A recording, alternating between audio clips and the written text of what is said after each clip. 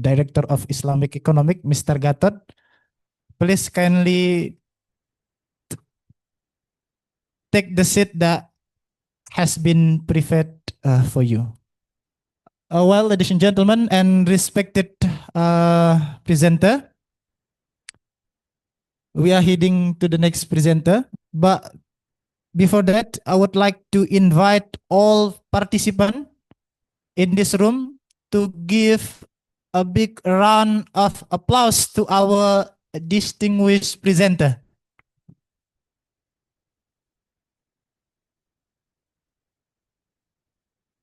Okay, let's move on to the next presenter.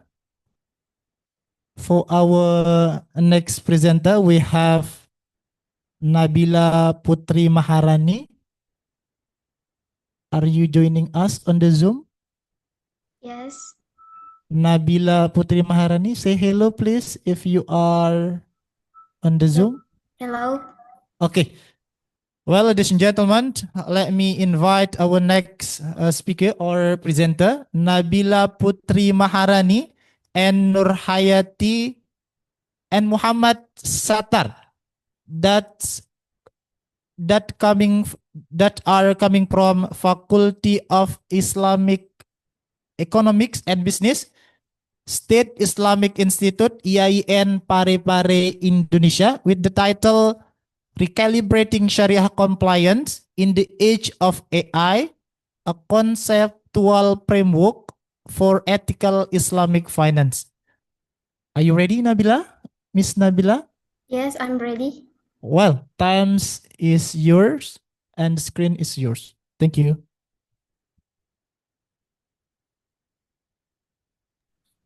Bismillahirrahmanirrahim. Assalamualaikum warahmatullahi wabarakatuh.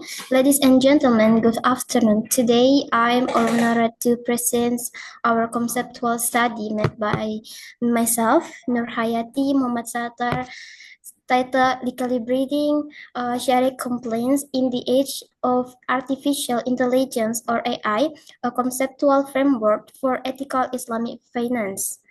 Next. An integrated framework. The rapid advancement of artificial intelligence has reshaped global financial system. Islamic finance, which relies heavily on principle of transparency, justice, and ethical conduct, is now facing a new era where money decisions are increasingly delegated to algorithms. While AI offering efficiency and precision, it also raises fundamental question. Can Sharia governance audit decisions made by opaque algorithms?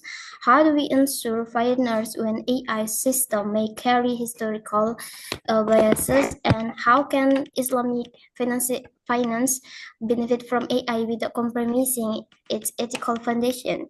Our study addressed this question by proposing a unified conceptual framework to recalibrate Sharia compliance for the digital age. Next. Purpose and method. The primary objective of this research is to construct a comprehensive and integrate model that aligns. First is Sharia normative principle. Second is Maqasid al-Sharia. And the third is global AI ethics framework. So that Islamic financial institution can adopt AI responsibly, transparently, and in accordance with religious value. And there is methodology. This is a qualitative study. We conducted a structural literature review across three major domains. First is Islamic legal theory and Sharia governance. Second is global AI ethic framework, including guidelines from OECD and UNESCO. And third is digital financial governance and algorithmic auditing. The literature was analyzed using content analysis, enabling us to extract themes such as transparency, accountability, fairness, and digital complaints, which we then synthesize into an integrated conceptual model. Next. A dual impact on Islamic finance. There is challenge and opportunity. The challenge is AI present critical challenge, including algorithm opacity, data-driven bias, and accountability gaps, which threaten traditional Sharia auditing and governance process. And there is opportunity, which I offer significant opportunities through automated Sharia auditing, large-scale halal investment screening, and reliable smart contract validation. Next, a holistic recalibrating model. The novelty of this study lies in its integrate conceptual model that systematically merges Sharia governance, Maqasid al-Sharia, and AI ethic into a single coherent framework. Next. There is economic indicator.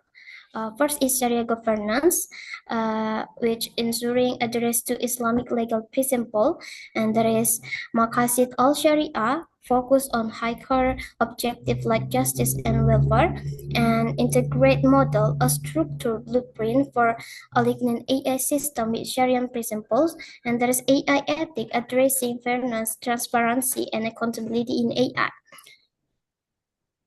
Next, challenge. The challenge there is algorithm opacity. Many AI systems operate as black boxes. Their internal reasoning is not visible, making it difficult for Sharia supervisor board to audit them. This threatens the principles of transparency and evidence of error. There is data bias. Training data may contain historical prejudices, causing discriminatory financial decision. This contract is adult or justice and risks harming public welfare. And there's accountability gaps. Next. Accountability gaps. When decisions are made autonomously by AI, determining moral and legal responsibility becomes difficult. This challenges the Islamic concept of taklif or moral accountability. Next. And there is opportunity. The first is automatic Sharia auditing. AI can enable continuous real-time auditing of transactions far faster and more accurate than manual review. Next, there is an expanded halal and ESG screening. AI can analyze huge dataset, enabling better identification of halal investment and ESG aligned portfolios, supporting Maqasid principle. Next, and the third is smart contract with AI validation. By integrating Sharia rules directly into smart contract architecture, complaints shift from reactive correction to proactive prevention. Next. Integrating challenge and opportunity. Our study synthesizes this reality through an ethical lens, showing that AI is not inherently complaint or non-complaint. Its impact is determined by the ethical structure built into its design. We integrate first into Sharia normative principles. There is transparency, fairness, harm, evidence. And the second is Maqasid al-Sharia, is preservation of wealth, justice, and welfare. And there is global AI ethic, explainability, human-centered accountability. This integration ensures that AI support maslaha amma, the public good, while maintaining address to foundational Islamic value. Next. The unified conceptual framework. Our personal model combines three pillars. First is Maqasid al-Sharia, ensuring decision promote justice, welfare, and ethical outcomes. And second is there is a Sharia normative principles, is cultivating transparency, fairness, and trust. And the last is global AI ethics standards, ensuring human-centric and accountable AI governance. This pillar culminate in an integrated Sharia AI compliance model, a blueprint for Islamic financial institutions to evaluate, adopt, and survive AI technologies in an ethical, grounded way. Next. Conclusion to conclude, artificial intelligence or AI present both challenge and opportunity for Islamic finance. If led unregulated, AI risks undermining Sharia principles through opacity, bias, and accountability gaps. However, when guided by strong ethical safeguard, AI can significantly enhance Sharia governance through automation, accuracy, and proactive complaints. Our unified conceptual framework offers a pathway for Islamic finance to embrace AI responsibly, balancing technological innovation with spiritual integrity. The future of Islamic finance lies not in resisting technology, but in shaping it through a value-driven lens, ensuring that every innovation remains a cornered in justice, welfare, and divine guidance. So that's it. Thank you very much for your attention. I truly appreciate the opportunity to share this conceptual contribution with all of you today. Wassalamualaikum warahmatullahi wabarakatuh. Waalaikumsalam warahmatullahi wabarakatuh. You're most welcome, Siti Aisyah. Nabila Putri Maharani and the team. Sorry. Thank you for your very excellent presentation. It was truly outstanding. Before we move to the next presenter, please join me in giving a big applause to our distinguished presenter. Well, ladies and gentlemen, and respected presenter, let us move to the next presenter. But before that, may I ask Siti Aisyah, are you joining us on the Zoom? Yes. Okay. Siti Aisyah and the team, Andi Bahri and Nur Fitriani, Miss Nur Fitriani, right? Okay. Allow me to invite our next presenter that are coming from Faculty of Islamic Economics and Business, State Islamic Institute, IAIN Parepare, Indonesia, with the title Mediating Faith Through Technology, Socio-Environmental Consequences of Platform-Based This System. The screen is yours.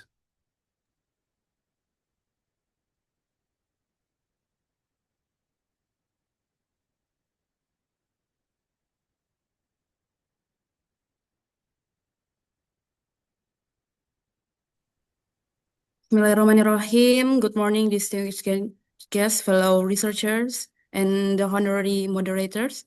My name is Siti Aisyah.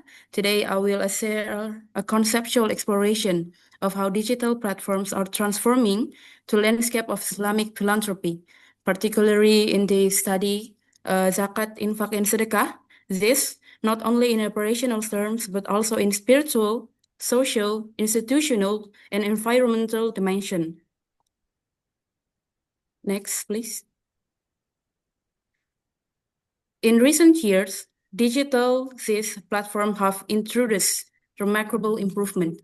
They increase transparency and make giving more accessible and change donor engagement through automated system and real-time dashboard. Semua orang, dimanapun, kapanpun, selama mereka memiliki device atau handphone dan data, internet, mereka sudah bisa melakukan ibadah, zakat, infak, dan sedekah dimanapun dan secara instan. However, our study finds that behind this advantage lies deeper implication. The first one is digital platform reshape the spiritual meaning of giving.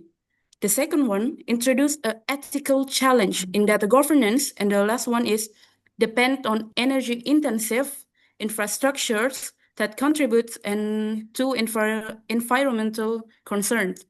Our research aims to integrate this multiple perspective to provide a comprehensive evaluation of digital this. Next, please. Traditionally, this was embedded in face-to-face interaction, local community ties, and reflective decision-making. Today, fintech tech innovation have transformed this into a highly automated system where donation can be made in seconds. While this improve efficiency, of course, it also requires important question. How does this shift affect religious international? How does this change community relationship, and what are the environmental consequences of relying on digital infrastructure? Apakah benar semua bentuk digitalisasi produk betul-betul tidak memiliki konsekuensi? Next, please. The gaps in existing research provide study mainly focus on transparency, efficiency, and financial inclusion. But few study ask how do digital platform mediate spiritual experience? How does algorithmic governance affect ethical accountability? What is the environmental footprint of digital infrastructure? Our study hopefully fill these gaps by adopting a holistic and socio-environmental perspective. Next, please.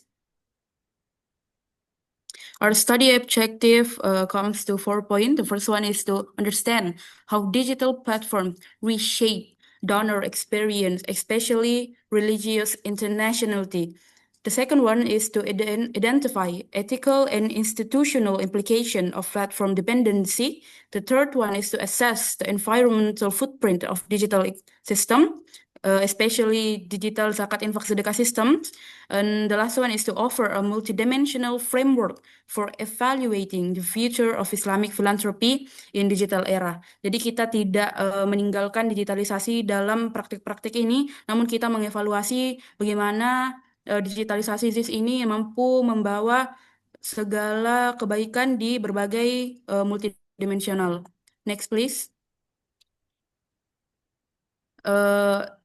We draw on 3 theoretical pillars. The first one is mediation theory. This means technology actively shape social and religious practice. Teknologi sangat mempengaruhi bagaimana Muslim saat ini di berbagai dunia melakukan aktivitas religiusnya. The second one is technical system theory. This technology and society interacts and influence each other. Jadi teknologi dan society atau masyarakat itu sangat berjalan satu sama lain dan sangat berdampingan. Jadi tidak menutup kemungkinan keduanya akan saling bersenggolan. Bahkan, dan yang ketiga ada Islamic ethical theory. Principles of Maslahah and Khalifah provide guidance for evaluating digital transformation. These 3 perspectives will help us understand not only what technology does, but how it changes the meaning of religious giving. Next, please. Our study uses a qualitative conceptual approach, gathering and synthesizing literature from Scopus and Google Scholar, digital governance reports, environmental sustainability research, Islamic institutional regulation, news, etc. We conducted thematic coding to identify recurring themes such as spiritual meditation, governance, data ethics, and ecological concerns. Next, please. The key findings, our comparison reveals clear contrasts. The first one is donor experience. From reflective interaction to fast, automated, algorithm-driven giving. The second one is transparency. From manual reporting to real-time dashboard. Third aspect is environmental impact, from negligible to higher footprint due to servers and devices. And the last one, the last aspect is data privacy, from low exposure to significant vulnerability in digital storage. This finding shows that digital zakat infak sedekah ZIS system reconfigure the entire ecosystem of Islamic philanthropy. Next, please. In discussion, we identify four major areas of impact. The first one is spiritual intentionality. Digital mediation accelerates giving but may reduce reflective depth, turning charity into a routine digital action. The second one is governance and vulnerabilities. While transparency improves, institutions face new risks, cyber attacks, system outrage, and platform dependency. Third one is environmental footprint. Digital infrastructure requires electricity and hardware to contribute to carbon emission, raising ethical concerns under the principles of Khalifa. And the last one is data ethics and social self. Risks include data privacy violation, algorithmic influence, and weakening of local community networks. Jadi kita menemukan 4 area yang major atau impact dari digitalisasi SIS ini, mulai dari dipertanyakannya intentional atau spirituality dari pengguna karena segala sesuatunya bersifat dengan cepat dan instan. Next, please. In conclusion, on our paper, this platform offers great promise, but they also pose spiritual, institutional, social, and ecological challenge. In this case, our recommendation is to make an ethical platform design that preserve reflective giving, strong data governance standards, eco-conscious technology such as energy-efficient hosting, hybrid models that combine digital convenience with community engagement, and for future researchers should empirically measure spiritual experience and environmental impact of digital religious party. Kesimpulannya, digitalisasi wakaf, infak, dan sedekah ini meningkatkan tentunya efisiensi dan transparansi karena semuanya dapat diakses melalui genggaman tangan dengan handphone kita dan dapat diakses dari berbagai dimanapun donaturnya berada, tapi juga tentunya akan membawa konsekuensi penting. Platform digital mengubah pengalaman spiritual menjadi lebih cepat dan kurang reflektif. Segala sesuatu dilakukan hanya dengan memencet tombol tanpa adanya reflektif atau tanpa adanya koneksi spiritual antara penerima dan pemberi zakat, infak, dan sedekah.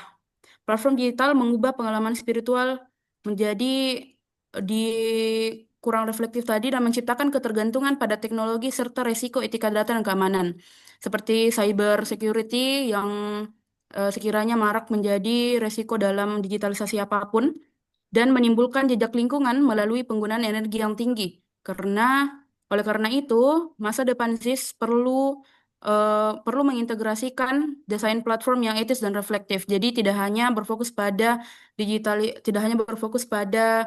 platformnya, tapi juga membangun koneksi emosional dan tetap mengadakan unsur sosial sehingga ada reflektif spiritual. Tata kelola data yang aman tentunya, dan teknologi ramah lingkungan, dan model hybrid yang tetap mempertahankan nilai sosial dan spiritual filantropi Islam. That is pretty much all I can say. Thank you so much for this golden opportunity. Back to moderator. Wassalamualaikum warahmatullahi wabarakatuh. Waalaikumsalam warahmatullahi wabarakatuh. You're most welcome for our presenter. Thank you for your wonderful presentation. It was totally outstanding. Before we move to the next presenter, let us give a big applause to our distinguished presenter.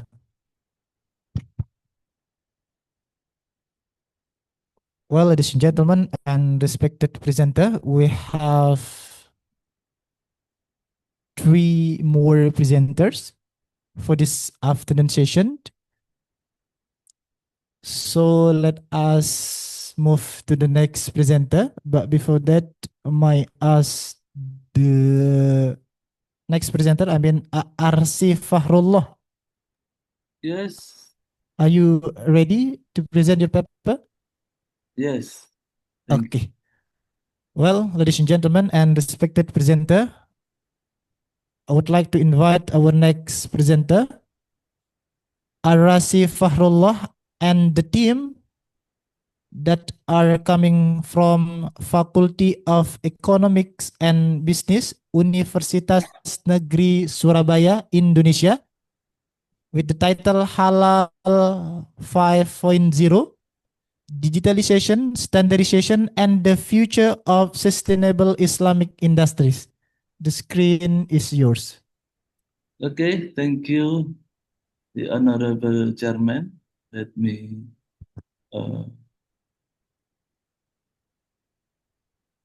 okay, thank you. So it is held by the committee. So this afternoon, I will present our team work, which entitled Halal 5.0 Digitalization, Standardization, and the Future of Sustainable Islamic Industries.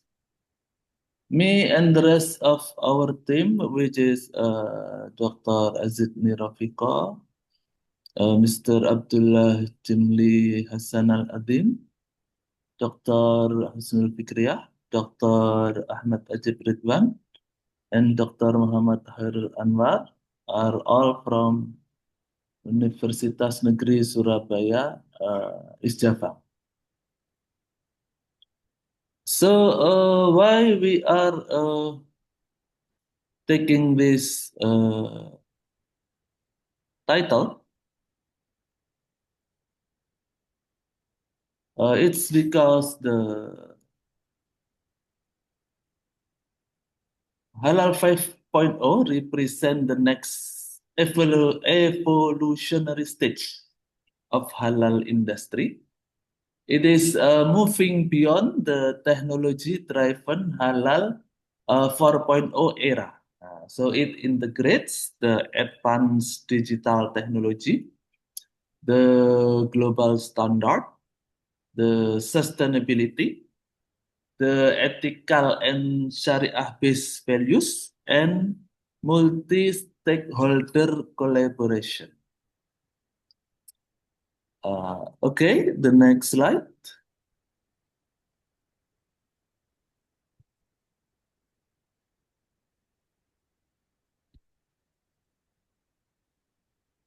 And the impact of halal regulation on business performance.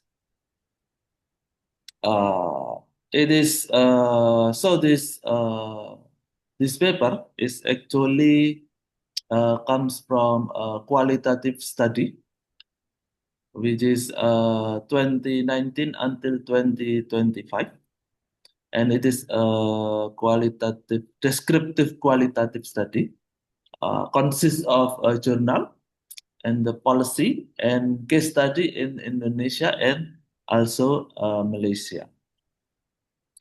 And so we can see that the halal regulations, it impacts on the trust of the consumer and the cost efficiency, the operational, and also the competitiveness of the company itself.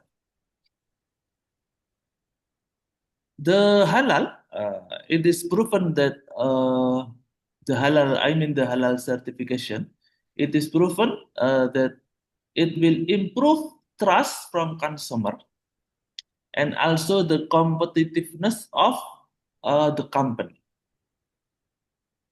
But instead of that positiveness, it has also challenges, which is the cost, of course, especially if you are small and medium enterprises.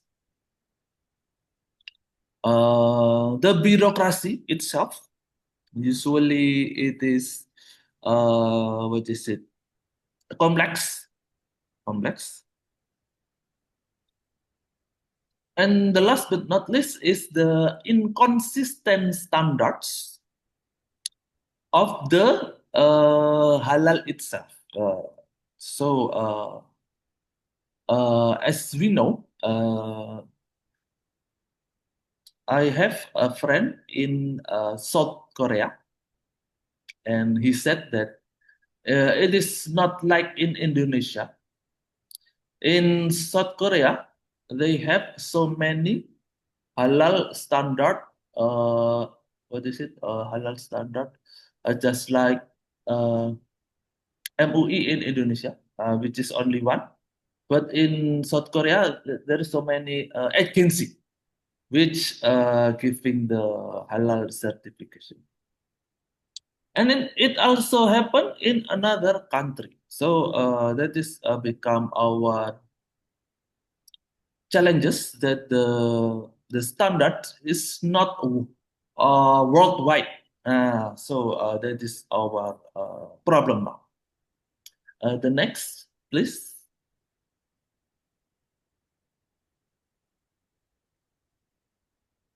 Okay, so the halal certification.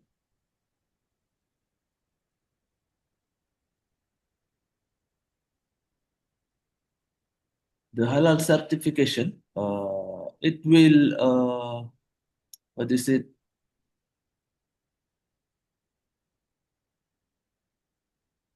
The halal certification will provide the quality needs by consumer. It also keeping the safety of the consumer while they are wearing or consuming the halal product. And of course, it also have the ethical quality, which one of it, the ethical quality standard for halal product, it must be green also. So before I joined this conference, maybe 2 or 3 years before, I also present a paper which is entitled "Halal is Green." So actually, if we what is it? Very strict to the halal, it is automatically green, because Islam teach about how to save the nature. The global halal industry itself is counted more than 2.2 trillion USD.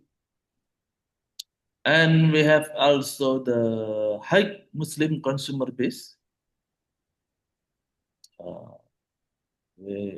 especially Indonesia. Indonesia is the largest population of Muslim in the world. And the challenges is the varied standard of halal, just like I told you before, and also cost, the cost barrier, because if you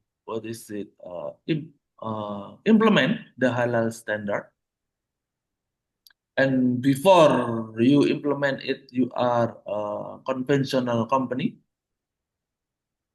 it will need more costs because you must ensure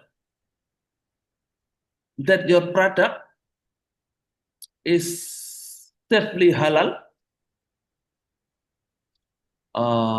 from the beginning until the end. So it is a very long journey, started from the raw material until the package, until the how you produce the product itself. Okay, next. So the positive impact of the halal certification. Improve financial and operational performance, because as we study, the company which already implement halal production, they will gain what is it? They can market their product to export to another country. It opened the what is it? The marketing link for the halal product. And also it built a stronger consumer trust and loyalty. As we know, as a Muslim, of course, the Muslim must consume halal product. No bargain, no bargain. No halal, no consume. So must halal. The market expansion and international access. This even affect to the company, which is conventional. If they want to market their product to Muslim majority country, they must have halal certification. Okay, next. So this is the challenges, the high certification cost for medium and small enterprises. The administrative and procedural complexity, the heterogeneous global standard. It is also the challenges. And next.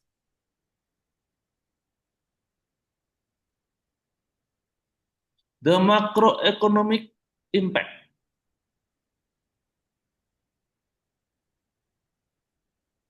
Okay. So the halal food, it will boost gross domestic product and also trade. It also boosts the trade among another country. I mean, export and import.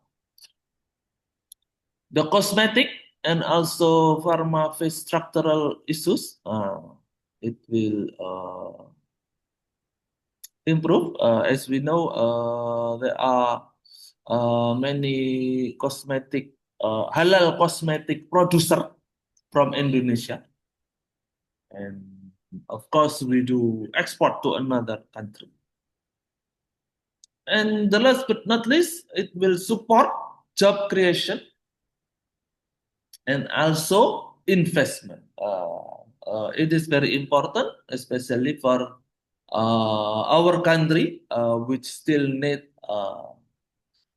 have a huge unemployment rate. Okay, next.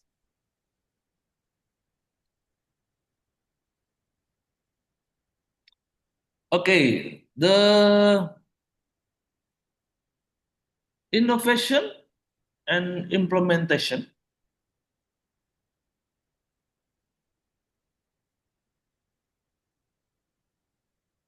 The stakeholder collaboration is needed between government and producer and also the consumer itself. A smart consumer, of course, they will not consume the non-halal product. The internal halal assurance must be systemized,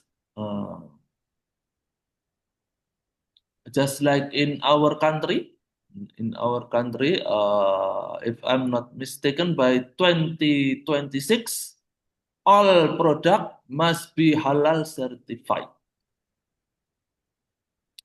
Okay. And the next innovation that is needed by our community is digitalization. So it hopes that the digitalization will reduce the long time procedure of bureaucracy. While if we are talking about the sustainability or the future of halal industry, the halal 5.0 integrates environmental and socio-economic sustainability. Okay, but I'm afraid it is not in the slide yet, but I will explain. So what is called the sustainability? So it will including the green and ethical source for the production, the circular economy practice. The economy will affect to the whole country. Eco-friendly packaging. I mean, you can use the, let's say, recyclable packaging. Waste reduction across the supply chain, and also fair labor practice. So it will align the halal 5.0 with the global economic sustainability goal values. Okay, next slide. So this is the last slide, I'm afraid. So the recommendation for the government is they must have harmonization with all of the stakeholder about this problem. So we will get the solution together. And it also asks for the government to give subsidies, especially for the small and medium enterprises. And also foster the digitalization that will cut the bureaucracy. For business, you should use internal halal teams that make sure that your product is halal all the time. And you must ensure also that you have the strategic investment on halal product. For the academia, we suggest that we must do a lot of research about this halal environment, and also how we can achieve the standard harmonization. I mean, how as the Muslim community must be in one. In one word, halal together, halal for all the country speak up together, and we will have one halal standard for the whole world. That is our dream together. Okay, thank you. That's all from me. Thank you for the opportunity. I give it back to the chairman. Well, you're welcome, Mr. RC Fahrullah, and we say thank you for your wonderful presentation. And it was truly wonderful. Before we move to the next presenter, let us give a big applause to our distinguished presenter. Well, ladies and gentlemen, and respected presenter, so now we have last presenter, maybe, if I'm not mistaken, because some presenters are not attending the Zoom yet. So we have Miftahul Farid and Sofyan. Are you joining us Sir, at the saya Zoom? juga Yes, Lestari. I'm in the Zoom meeting, sir. Okay, well, ladies and gentlemen and distinguished presenter, allow me to invite up. Atas Yep. nama Dini Lestari sudah, Sir. Atas nama Dini Lestari sudah hadir. Dian Lestari. Okay, wait. Oh, Dini Lestari. Okay, so we have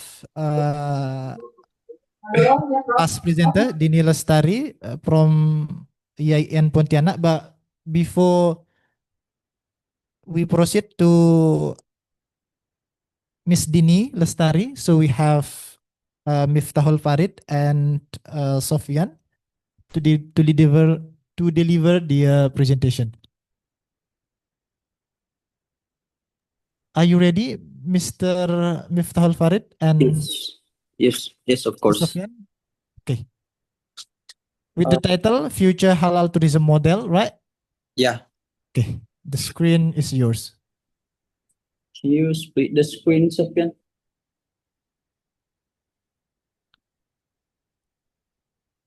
Mana PPT? Split out. Maybe we can wait for a moment because Sofyan will be split screen for the PowerPoint.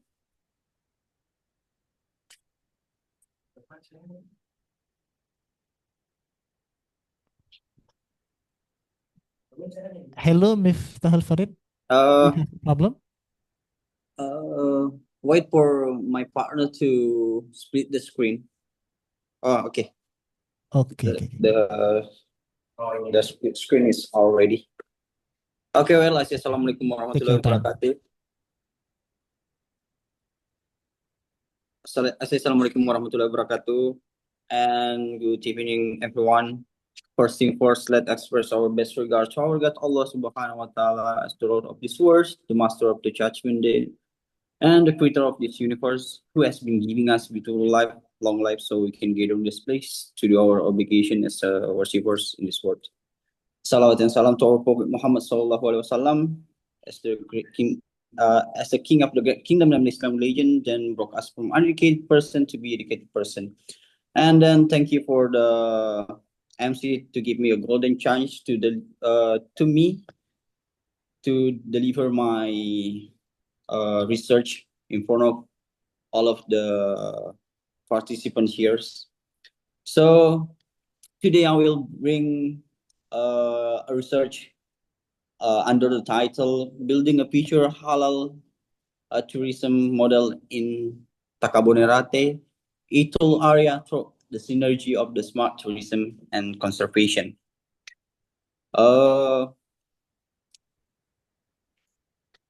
Okay, the abstract of this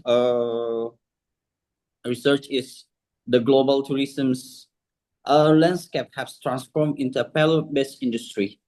With the halal tourism segment experiencing phenomenal growth, Indonesia has a comparative advantage to dominate tourism segments. This study aims to formulate a new management model to fill the strategic gap and literature that tends to discuss halal tourism, conservation, and smart tourism separately. Using a descriptive qualitative approach, the study proposed to the Takabonerate Smart Halal Ecosystem models. This model consists of three synergies pillars: smart halal service, digital kiblah, and halal traceability for tayyib assurance, digital conservation, and IoT environment monitoring. Maybe next.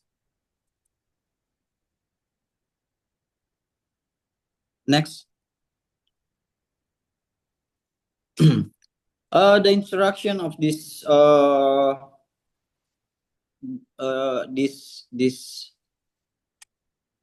the introduction of this research is Indonesia as the country with the largest Muslim population in the world. naturally has a comparative advantage to dominate this market. The 2003 Global Muslim Travel Index, GMTI, report once again ranked Indonesia at the top of the world top halal tourism destination, alongside Malaysia. This achievement confirmed that the national tourism ecosystem has begun to adapt to the needs of the global Muslim market. However, even closer examination, halal tourism development in Indonesia still exhibits significant social disparity. Development and promotion remain concentrated in all areas, such as Lombok, West Nusa Tenggara, West Sumatra, and Aceh.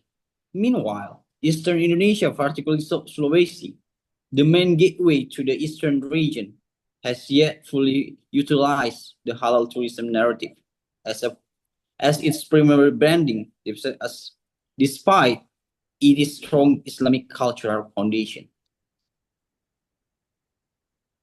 And then, halal tourism from Dogma Lifestyle. Halal tourism is inclusive, providing extended service for Muslim travels. There are three primary things. The first is primary needs. The first is halal food supply chain and cook process. Worship facilities, prayers room, first water for oblation, and then Qibla direction.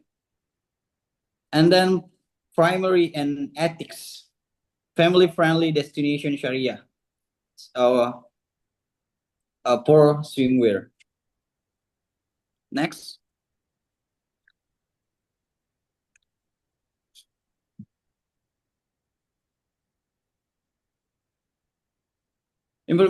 Implementation of smart tourism in natural destination, smart nature, the application of the concept conservative area or national park or smart park has different characteristics than urban area.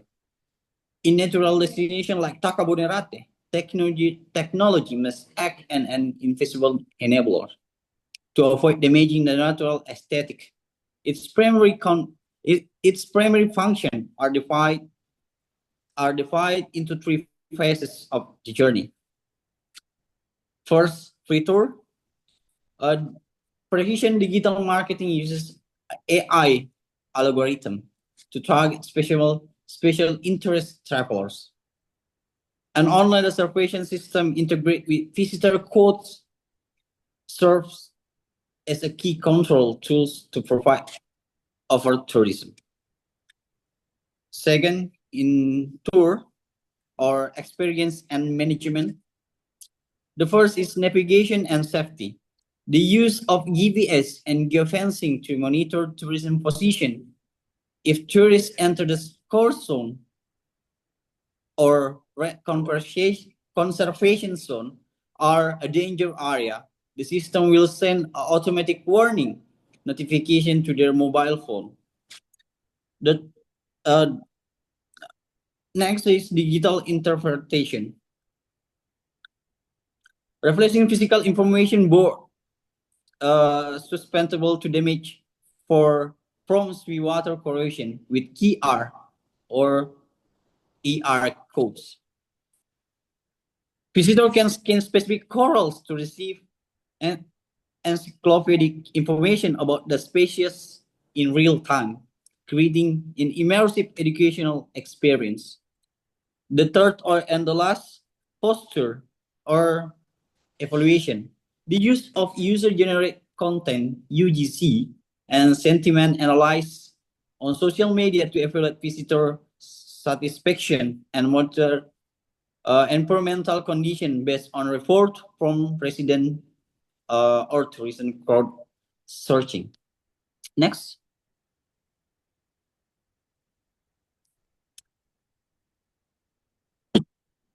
Either conservation and ecotourism. There are three main cores that ethos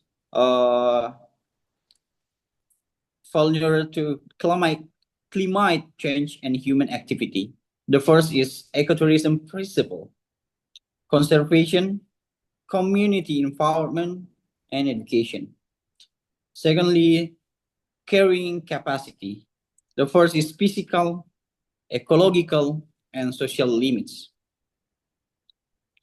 And the last is LAC concept, limits of acceptable change, in fact monitoring. Carrying capability and LAC concepts, atoll management, the concept of carrying capacity is fundamental, or really different into physical carrying capacities, ecological ecosystem tolerance, and social comfort. Next.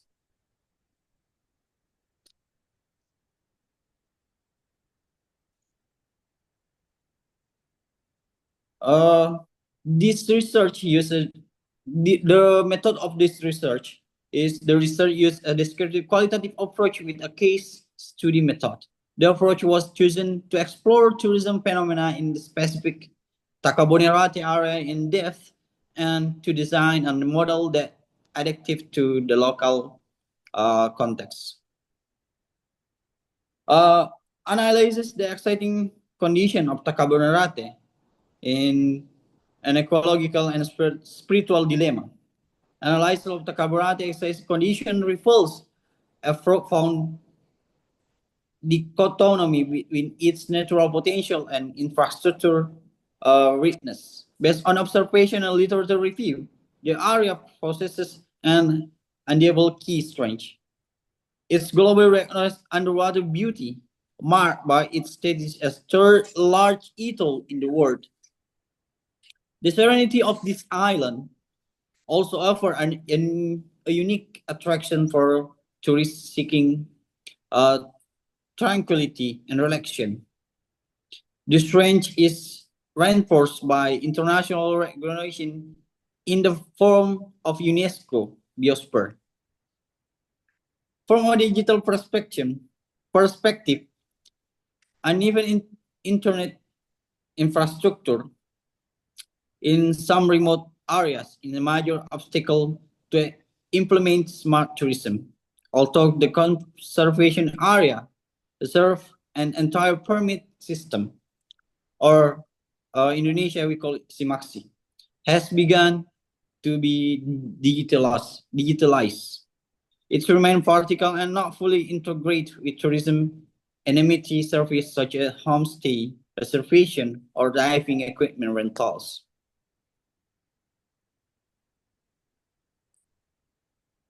Next.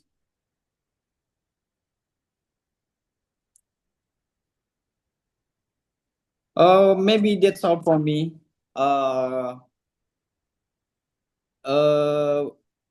This explanation about our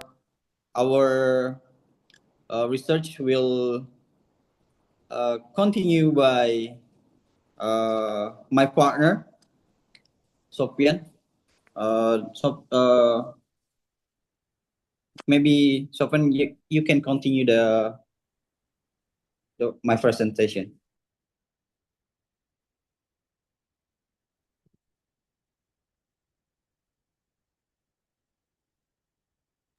Okay, I will continue because Sofian is not ready yet. Digital conservation protect the atolls. ATV improvement, real-time water quality and temperature data. So we have to real-time checking the temperature and the situation underwater. Next is ticketing and quote. Automate capacity control to prevent over-tourism. So we can control over-tourism in Takabonerate by the digital uses.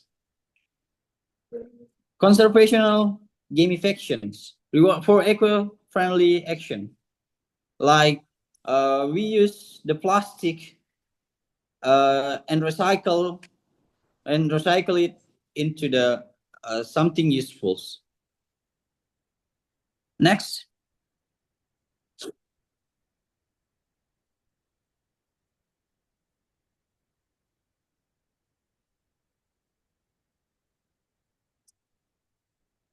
So research, uh,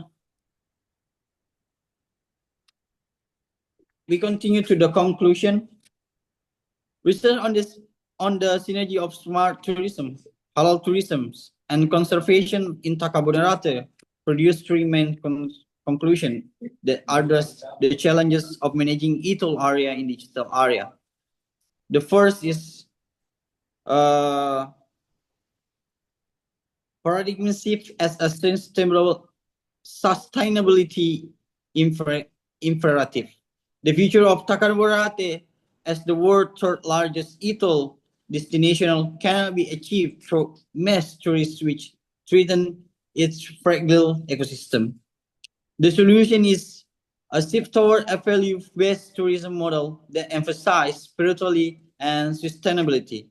The region's main strength is this natural beauty, and UNESCO Biosphere Reserve status must be protected by the principle of halal of tourism, which are rooted in the ethic of Khalifa, field art, the obligation of to be protect nature. Next.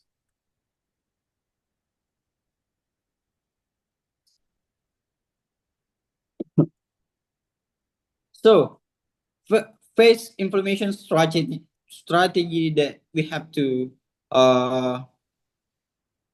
apply immediately. Priority-based implementation strategy. This transformation must be applied in stage. The key of the short-term success, 1 until 2 years, lies into stronger 4G infrastructure and digitizing license administrations, the SIMAXI. The key to the medium-term success, 3 or until 5 years, is the system integration through the Takabonerate super apps. Meanwhile, the long-term, 5 years, 5 years improves advantage data utilization, such as the application of artificial intelligence or AI to optimize visitor management and global promotion. The synergy of these three pillars ensure the halal tourism provides an ethical and marketable foundation. Conservation safeguards key assets, and smart tourism provides efficient management tools. Next. Okay, maybe just from me, thank you for all of your attention. Assalamualaikum warahmatullahi wabarakatuh.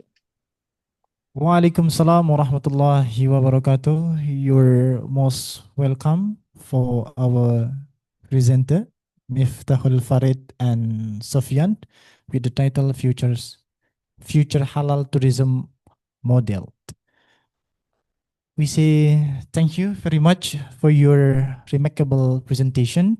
It was truly outstanding presentation. Before we continue with the next presenter, I would like to invite us to give big applause to our presenter. Well, ladies and gentlemen, and respected presenter, I would like to make sure that the participant, I mean for other presenters who have not joined us yet on the Zoom, first, Nuri Ahli Taqwa, are you joining us now on the Zoom? Sir, boleh saya Okay. Miss Dini Lestari, I know that you are joining on the Zoom. And Nuri Ahli Taqwa, are you joining us? Okay. For the next presenter, Syamsul Hidayat from Sekolah Tinggi Agama Islam Nahdlatul Watan Samawa with the title Integrating the Green and the Blue Economy. Okay, well, they are not joining us on the Zoom. So we are proceeding, we proceed to our last presenter, for the final presenter on this international conference. Okay.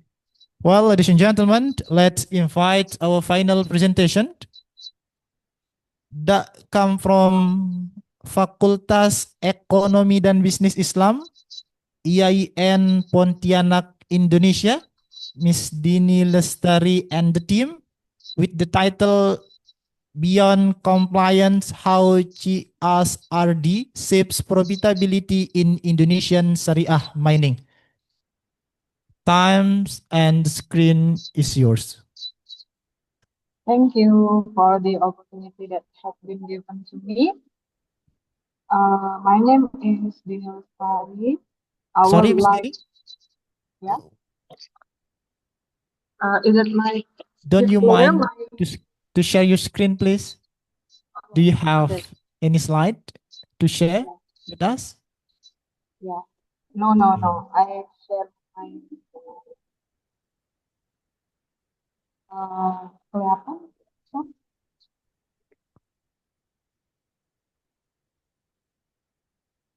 is it my, is it how my voice is clear? Already seen by us. Um, Okay, thank you. Screen My is name yours. is Dini Lestari. I would like to present our study is beyond compliance, how CSRD shape profitability in Indonesian Sharia mining.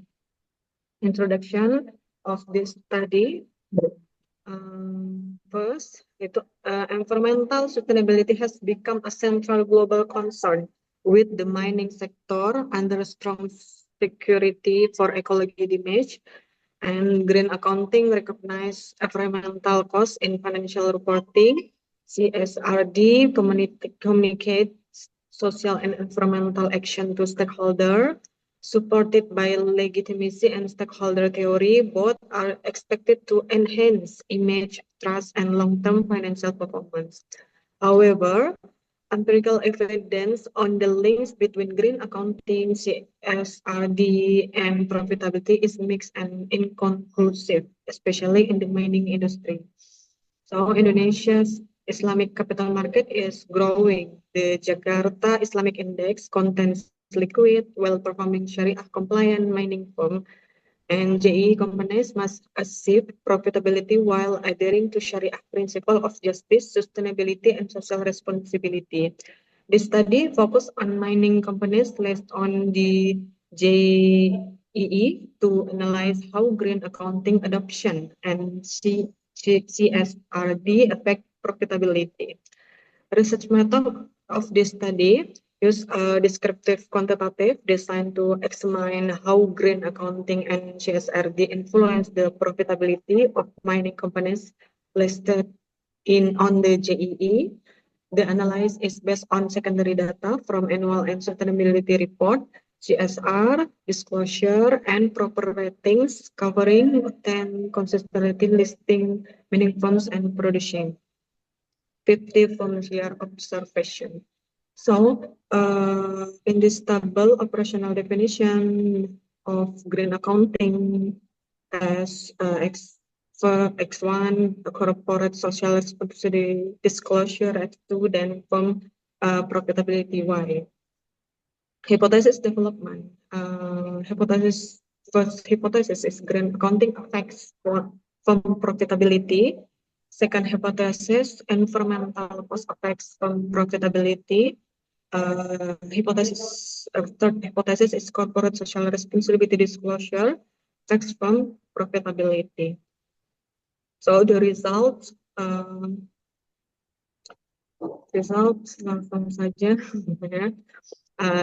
The result is that green accounting has a positive coefficient of 0.072 with P 0.154.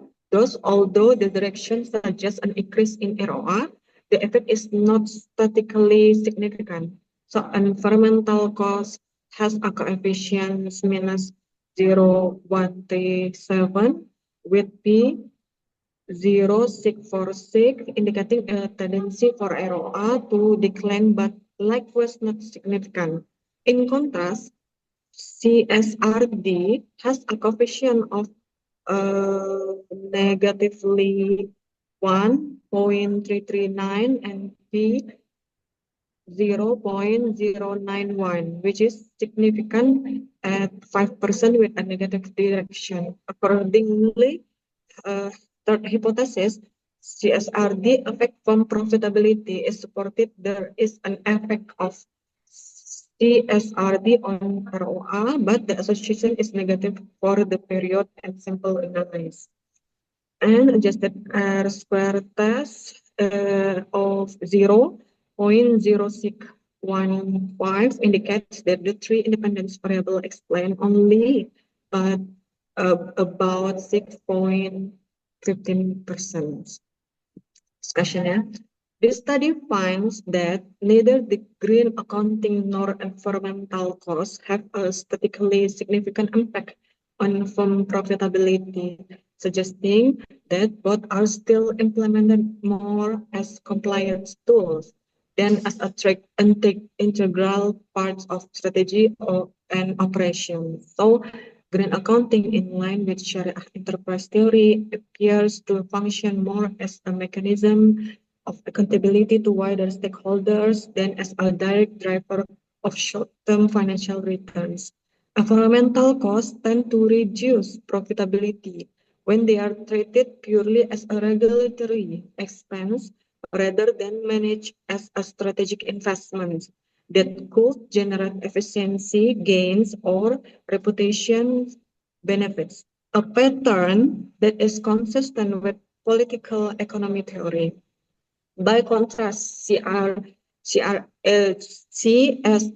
disclosure or CSRD shows a significant but negative effect on ROA, indicating that more extensive reporting is currently associated with lower profitability, likely due to higher disclosure and implementation costs and the absence of immediate financial reward.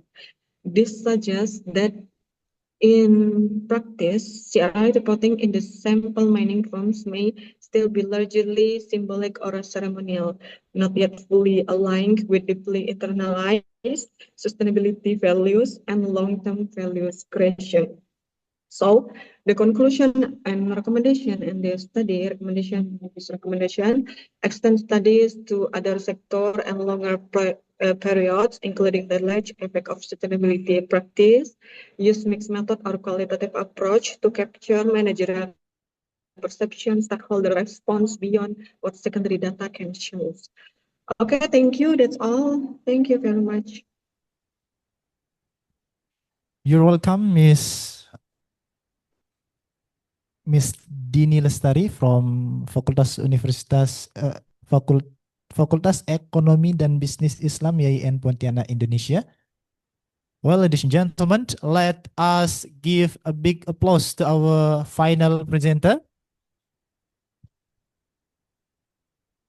Again and again, ladies and gentlemen, and distinguished presenter, I would like to say we are delighted to have you with us, and we thank you for your valuable contribution for this conference. Without further ado, let us proceed to the Q&A session. Participants are welcome to submit their question in the chat box or raise their virtual hand if they wish to speak directly or ask the question directly to the presenter. And also for those participants who are on site, I mean in this room, if you have a question to the presenter, please raise your hand, or by raising your hand, if you have a question, just ask directly to the presenter. Again and again, participants are welcome to submit their question in the chat box or raise their virtual hand if they wish to speak directly, to ask the question directly to the presenter.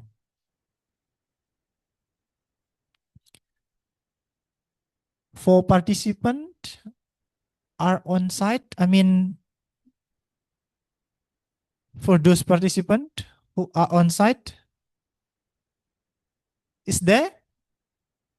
Participant will ask the question, will ask a question to the presenter. Please give a microphone, maybe. Okay, so we have 3 questions from the participant who are on site, I mean in the room. Before asking a question, please introduce your name and your faculty, I mean your major, maybe it's okay. Major, name, major, and faculty. Times is yours.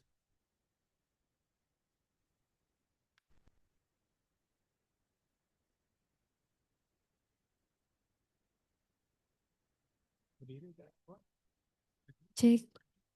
Berdiri.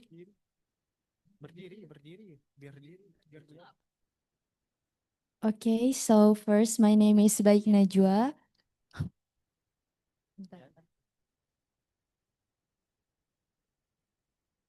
Okay, so my name is Baik Najwa, and I am from Economic Sharia major, FEBI UIN Mataram. My question is for the research entitled Green Sukuk and Low Carbon Transition, an econometric analysis of environmental policy and Islamic finance development. So my question is, how can the environmental policy framework guarantee the continuity of long-term green sukuk project commitments amidst shifts in political priorities and sudden regulatory risk? Thank you. For the next question.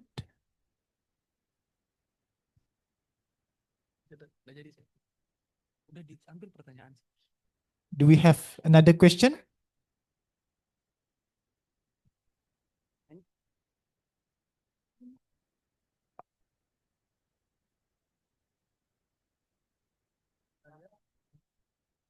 So we have only one question. Okay.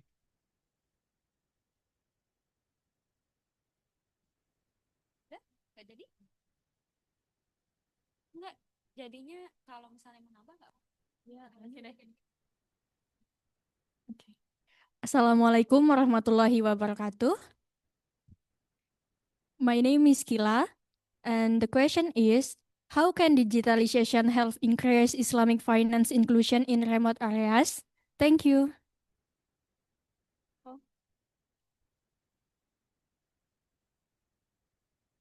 For the journal,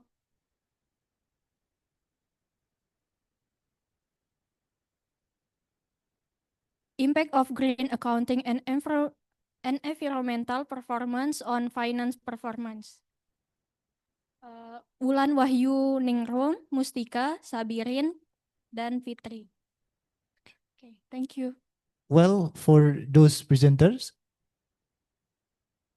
who have a question from the participant, do you get the question? For Ahmad Toiful Ramdhani, and not mistaken for Wulan Wahyu Ningrum, right? Okay. Those presenters, do you get the question?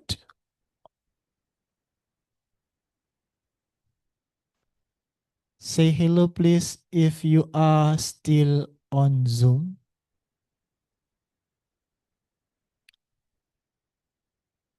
Okay, how many participants or speakers are still on Zoom, operator?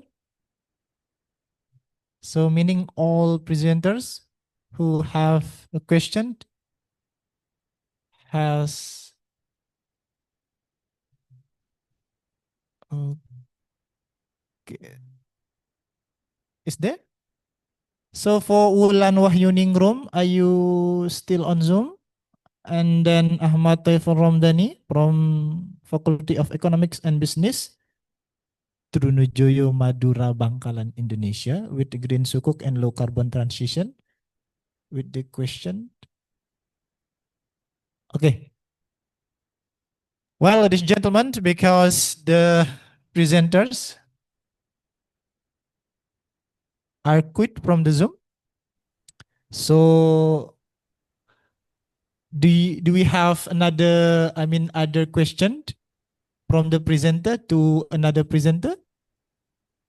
Because the participant, for those who are on site, they are asking for Wulan Wahyuningrum and Ahmad Taiful Romdani, but they are not still on Zoom right now.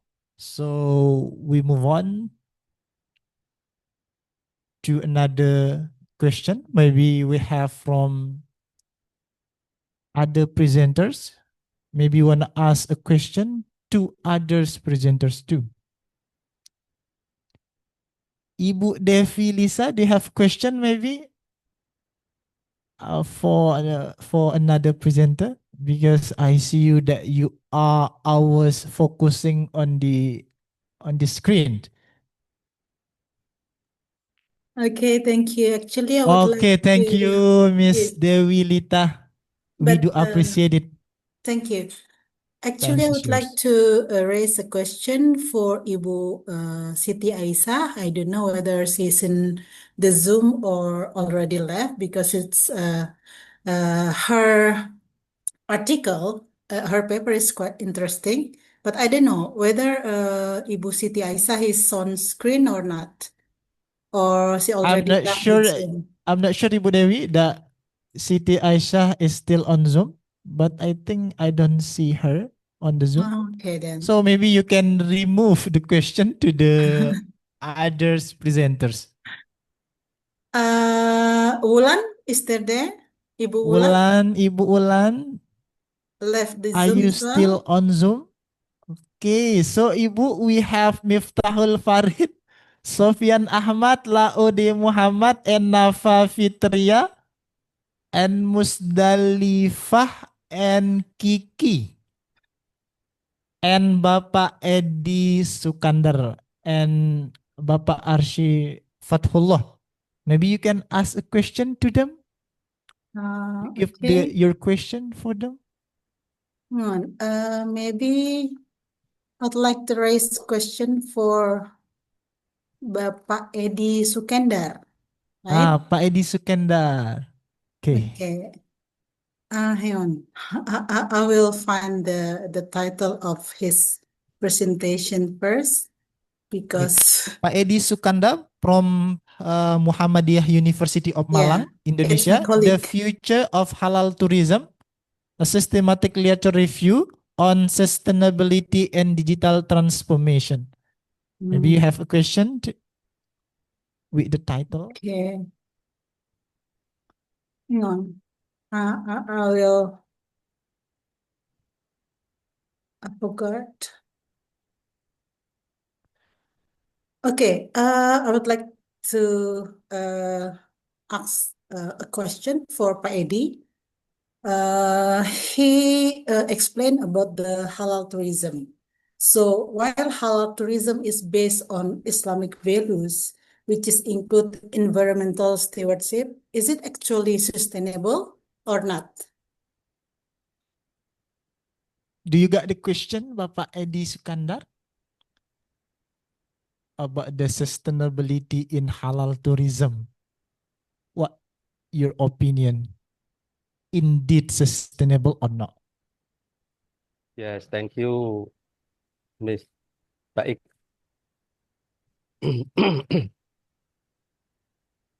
Will halal tourism is best, of Islamic Yeah. value. It's the first question, my first question. Okay. Bapak Edi, maybe if you feel difficulty to answer the question by English, you can answer the question by bahasa, right? So we can open discussion. Thank you. No, currently it's not. The research show that only 26.4% of the literature sustainability address sustainability. The focus remain monetary or halal food and prayer facilities, while broader environment and social impact are legally neglected. Okay. Thanks. Okay, I get your answer. So actually, there is no broader implementation in sustainability in halal tourism, right?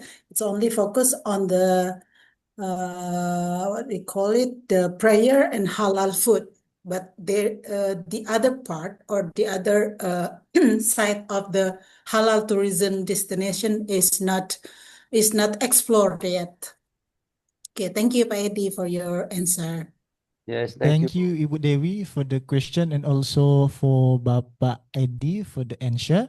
Well, ladies and gentlemen, because we have proceeded the Q&A session, that the last agenda we have. So let's close our presentation. But before that, ladies and gentlemen, we have now reached the end of our afternoon session.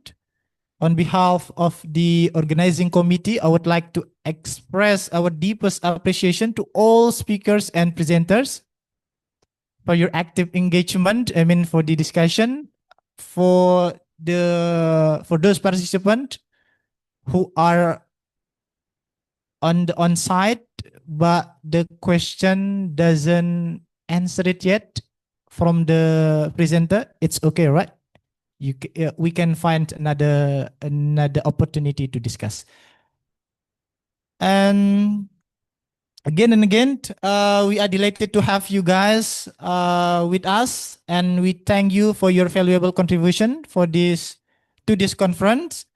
And then my today's discussions inspire further collaboration and contribution toward a more sustainable future through green economy and digitalization of Islamic finance, innovative business practices, and the advancement of halal tourism. Thank you very much for your participation for all presenters and speakers and participants on this room. Thank you again. Okay, before we close our presentation or our agenda, we have a taking picture a moment.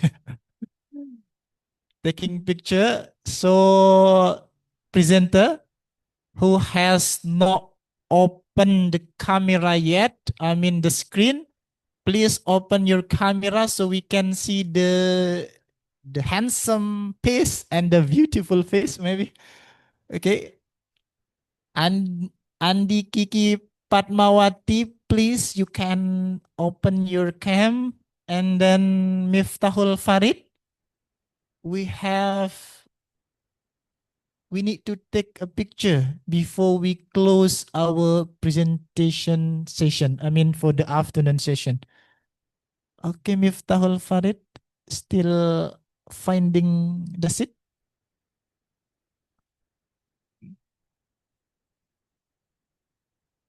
Okay.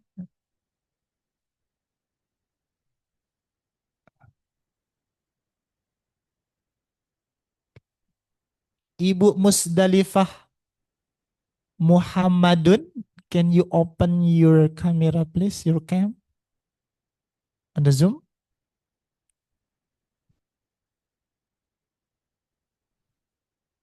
Okay.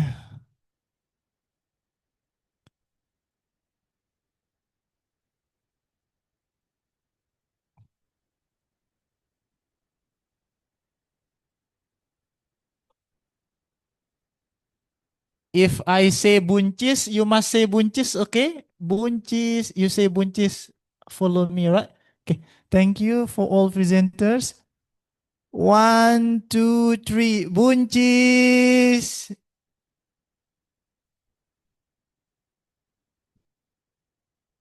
Okay, ladies and gentlemen, and distinguished presenters and speakers, again and again, we are delighted to have you with us in this international conference on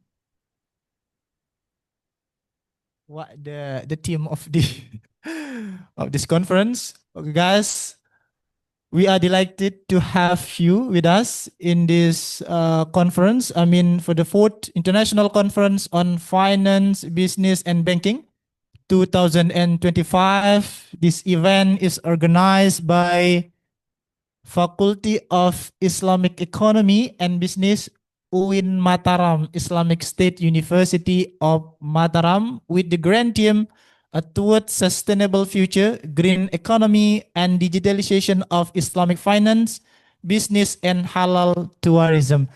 Thank you for your participation. Again and again, thank you and thank you. Sekian dari saya. Assalamualaikum Thank warahmatullahi you for the wabarakatuh. opportunity. Waalaikumsalam warahmatullahi wabarakatuh. Wabarakatuh. Terima kasih. Terima kasih. Okay, you might leave the Zoom. Thank you, thank you.